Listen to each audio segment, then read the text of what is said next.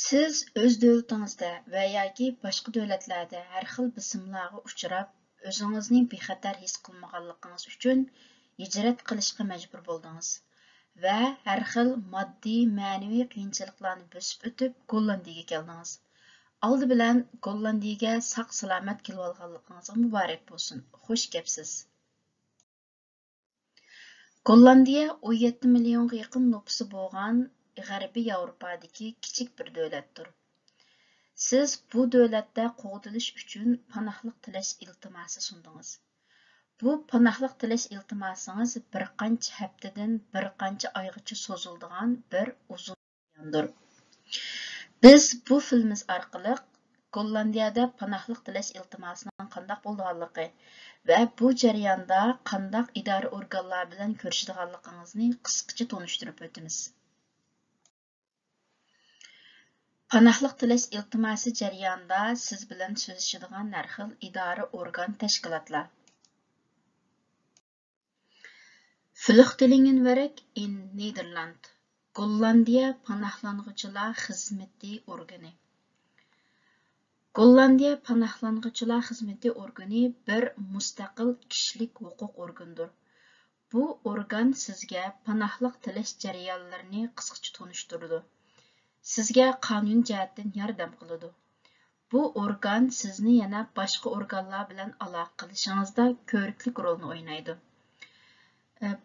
Qisqasi bu organ siz Gollandiyaga kelgan vaqtdan boshlab toki panohlik tilash iltimosingiz qabul qilinib va yoki rad qilinib, qabul qilingandan keyin Gollandiyada bir uyga o'rlashtirilish, o'qishga o'rlashtirilish, ailengizni olib kelish mush jarayonlarning hammasida siz toki Gollandiyada mustaqil yashashni o'rganganga qadar sizga yordamda bo'ladigan birdan bir organdir.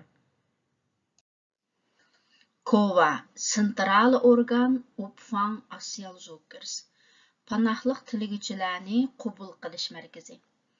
Bu markaz Gollandiyaning har qaysi o'lkalariga joylashgan bo'lib, siz panohlik tilash jarayonida bu organ tarafidan kutilinsiz. Bu organ sizni turalg'u joy, yemak-ichmak va har xil yetaklashlar bilan ta'minlaydi.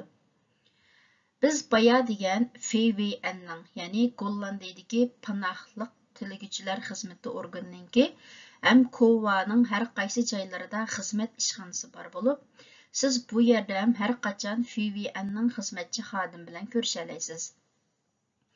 Ba'zida panohlik tilash jarayonida bir yoki bir qancha KOVAlarga ko'chishingiz mumkin. KOVAda yana ham tibbiy yordamlar bor. Agar siz jismoniy ruhiy jihatdan kasal bo'lsangiz yoki sog'lomlik to'g'risida har qanday savolingiz bo'lsa, ularni izlasangiz bo'ldi. NIDOS Yuchtbescherming for Flüchtling Quramiga yetmagan panohlanuvchilarni qo'g'dash organi. Agarda yoshingiz 18 yoshdan tuvan bo'lsa, ham Gollandiyaga yolg'iz kelgan bo'lsangiz, u holda siz NIDOSning yetaklashiga erisha olasiz.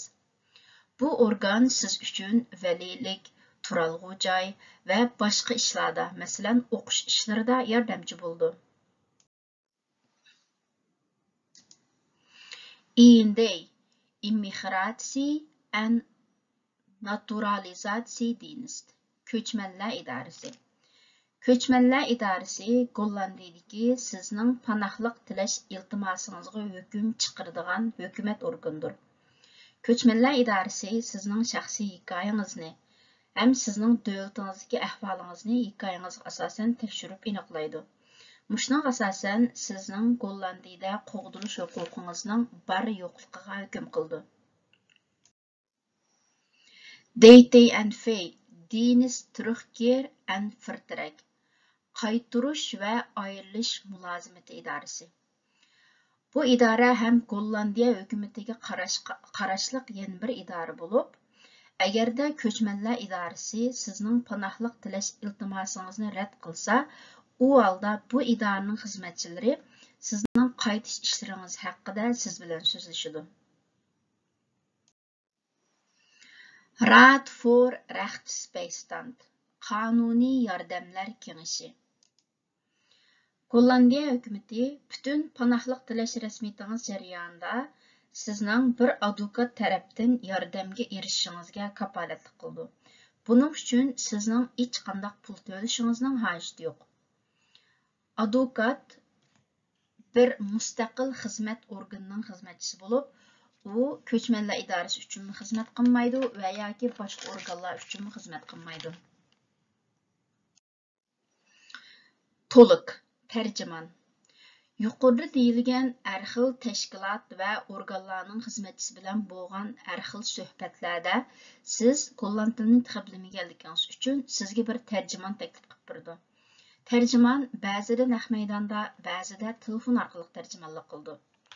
Tarjimon tarafsiz, mustaqil bir xizmatchidir. Ya'ni u hech qanday taraf tutmaydi, ko'chmanlar idorasi uchun xizmat qilmaydi va yoki advokat uchun xizmat qilmaydi.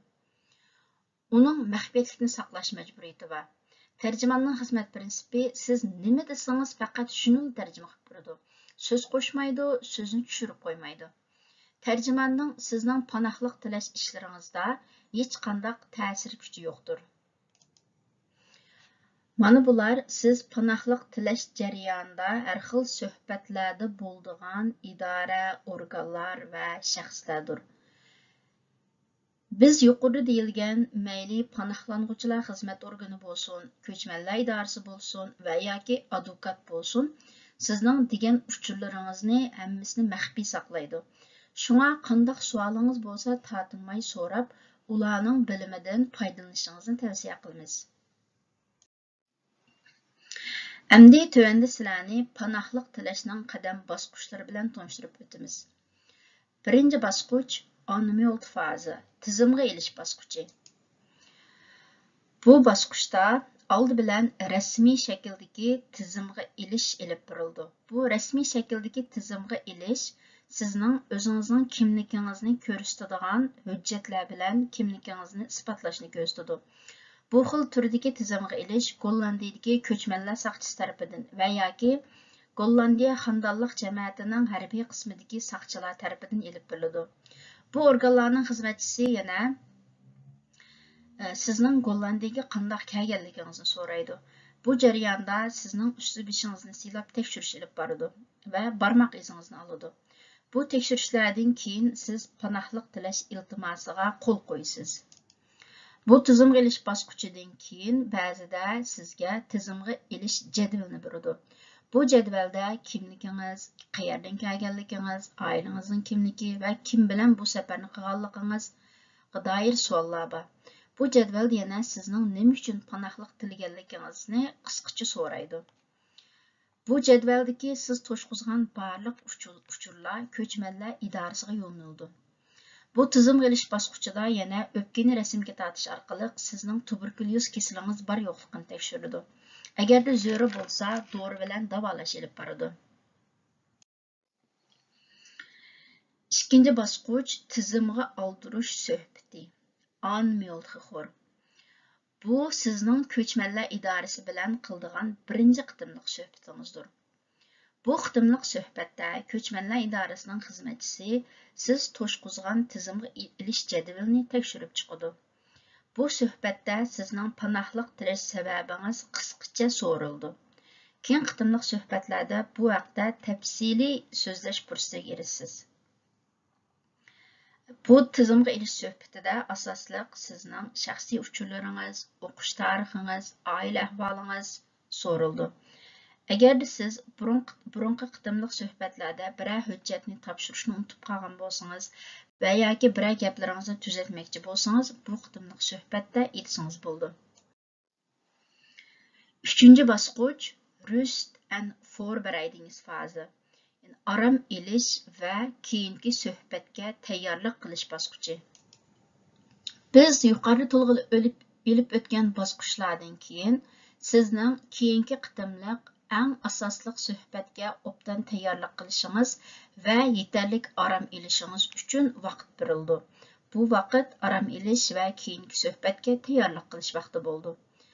Biz sizning bu vaqtdan obdan foydalanib, sizning panohlik tilash rasmiyatingizga və panahlıq tiləş səbəbinizə isbat bolalaydigan barlıq hüccətlərini tayyorlashınızı, yana panahlıq tiləş məqsədinizni ifadələydigan hekayənizni logikalik, bağlanışchan, tushunishli qilib tayyorlashingizni tavsiya qilamiz. Bu basqıçda siz lazımlıq isbatlıq hüccətlərini tayyorlash jarayonida xohlasangiz FVN'dan yordam so'rasangiz bo'ldi. Bular sizning panahlıq tiləş jarayonini təfsili tushuntirishga yordamchi bo'la oladi. Bu jarayonda siz yana sizning panahlıq tiləş jarayonida sizga qonuniy jihatdan yordam bo'ladigan advokatingiz bilan tunji qitim ko'rishsiz. Siz advokatingiz bilan birga tunji qitimliq tizimga ilish suhbatini ko'rib chiqsiz. Advokat yana sizning keyingi suhbatga tayyorlik qilishingizda yordamda bo'la oladi. Ba'zi ahvollarda bu mezgilda yana bir sistra siz bilan paranglashib, sizning ko'chmanlar idorasi bilan suhbatni o'tkazishga tayyor bo'lgan bo'lmaganligingizni yoki ko'chmanlar idorasining suhbat jarayonida sizda bor bo'lgan ba'zi bir kasallik sababidan sizga e'tibor qilish qilmasligi haqida tavsiyalarni beradi. Sog'lomligingizda biror masala bormi? Bu suhbatni o'tkazishga o'zingizni tayyor holatda his qilmamsiz? Undaqda bularning hammasini siz desangiz bo'ldi. To'rtinchi bosqich nadir xixor, tafsiliy suhbat. Bu sizning ko'chmanlar idorasi bilan qiladigan ikkinchi qitimliq suhbatingiz bo'lib, bu sizning panohlik tilash iltimosingizning qanday qaror chiqarishda eng muhim rol o'ynaydigan bir muhim suhbatdir. Bu suhbatda sizning panohlik tilash sababingiz tafsiliy so'rildi. Ko'chmanlar idorasining xizmatchisi bu suhbatda sizning nima uchun siz kelgan davlatda hayotingizning xatar ichida ekanligini va bu haqda qanday amaliy isbotlaringizning borligini so'raydi. Agar siz xohlasangiz va mumkin bo'lsa, bu suhbatga FVN'ning bir xizmatchisi ham qatnasha oladi. Agarda buni xohlasangiz, buni advokatingiz bilan so'zlasangiz bo'ldi. Bu tafsiliy suhbatdan keyin Ko'chmanlar idorasining xizmatchisi suhbatga asosan bir doklad tayyorlab chiqadi. Dokladning bir nusxasini sizning advokatingizga yo'llaydi. Siz advokatingiz bilan buni ko'zdan kechirib chiqib, xatoliklar bo'lsa to'g'rilaysiz. To'g'rilagandan keyin advokatingiz to'g'rilagan nusxasini ko'chmanlar idorasiga yo'llab beradi. Ya'ni birinchi qitimliq tizim qaldirish suhbati, ikkinchi qitimliq tafsiliy suhbat, siz topshirgan isbotlar va advokatingizning xatolik bor bo'lsa to'g'rilab yo'llagan hujjatlarga asosan ko'chmanlar idorasi sizning panohlik tilash iltimosingiz to'g'risida bir qaror chiqardi. Biz yuqorida deyilgan bu panohlik tilash qadam bosqichlari bir qancha kundan bir qancha oygacha cho'zilishi mumkin. Yuqorida deyilgan suhbatlar ba'zida ishxonada, ba'zida kompyuterda kameralik paranglish orqali bo'lishi mumkin. Ba'zida ko'chmanlar idorasi sizning panohlik tilash sababingizni yozib chiqishni talab qilishi mumkin. Endi qaror bosqichi, ya'ni tafsiliy suhbatdan keyin ko'chmanlar idorasi suhbatga asosan siz topshirgan isbotlarga asosan sizning panohlik tilash iltimosingiz haqida bir qaror chiqardi. Bu qaror tuvandagidek 3 xil mumkinchilikda bo'ldi. Birinchisi ijobiy qaror qabul qilish, ya'ni panohlik tilash iltimosingiz qabul qilindi. Bu holda siz Gollandiyada yashash va xizmat qilish imtiyoziga erishsiz. İkinci qaror salbiy qaror rad qilish, ya'ni panohlik tilash iltimosingiz rad qilindi. Uchinchi xil mumkinchilik, ba'zida ko'chmanlar idorasi sizning hikoyangizga asosan, siz topshirgan isbotlarga asosan uni tekshirib chiqish uchun jiqroq vaqtga ehtiyoj bo'ldi. Bu vaqtda siz uzartilgan panohlik tilash rasmiyati bosqichiga kirasiz. Ya'ni biz boya degandek ijobiy qaror, ya'ni panohlik tilash iltimosingiz qabul qilingandan keyin Gollandiyada yashasangiz, xizmat qilsangiz bo'ldi. Agarda boshqa davlatda oila a'zolaringiz bo'lsa, ma'lum shartlar ostida Gollandiyaga akilish iltimosini sunsangiz bo'ldi. Bu iltimaslarning hammasida FVN sizga qonuniy va iqtisodiy jihatdan yordamda bo'ldi.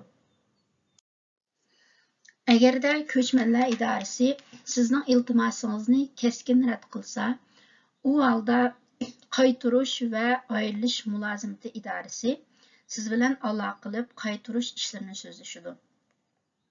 Agarda siz qaytishni qaror qilsangiz, FVN sizga bu jihatda yordam, taklif, fikrlarni beradi. Qisqasi, panohlik tilash to'g'risida har qanday savolingiz bo'lsa, FVN bilan aloqalashsangiz bo'ldi. Biz bu filmni ishlash jarayonida sizlarni eng ishonchli yangi uchurlar bilan ta'minlash uchun FVNning to'rbetidan, ko'chmanlar idorasining to'rbetidan va muhojirlar xizmat idorasining to'rbetidan foydalandik. Bu film Gollandiya Uyg'ur kishilik huquq tashkiloti Ma'arif va tashviqot bo'limi tomonidan tayyorlandi. Bu turdagi filmlarning ko'plab chiqishi uchun bizni moddiy va ma'naviy jihatdan qo'llashinglarni umid qilamiz. Aman bo'lg'aysizlar, keyin qitimliq filmimizni ko'rishaylik.